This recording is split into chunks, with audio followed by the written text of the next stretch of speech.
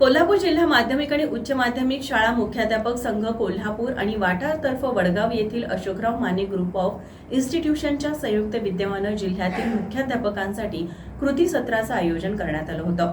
3 सत्रात पार पडलेल्या या कृती सत्रात विविध शैक्षणिक विषयांचा जागर करण्यात आला।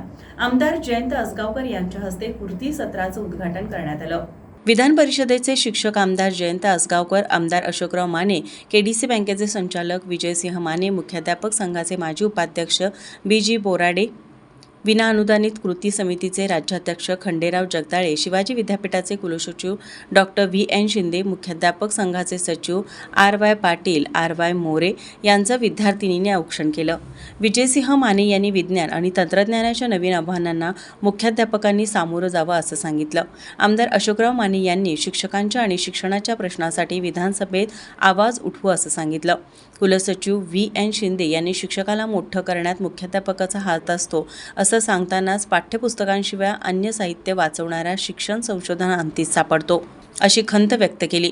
कृती सत्राच्या दुसऱ्या सत्रात आमदार विनय कोरे यांचा सत्कार मुख्याध्यापक संघाचे अध्यक्ष राहुल पोवार यांनी, शिक्षक नेते दादा लाड, कृती समितीचे अध्यक्ष बाबा पाटील यांचा सत्कार मिलिंद पांगिरकर यांनी केला। मुख्यमंत्री माझी शाळा सुंदर शाळा स्पर्धेतील विजेत्या शाळांच्या मुख्याध्यापकांचा सत्कार दादा लाड आणि विजयसिंह माने यांच्या हस्ते करण्यात आला। विनय कोरे यांनी एका गावात 3-3 शाळांची मंजुरी पाहून या फसवाफसवीत कोण आघाडीवर होतं याचा शोध घ्यावयास हवा असं धाडसी विधान केलं।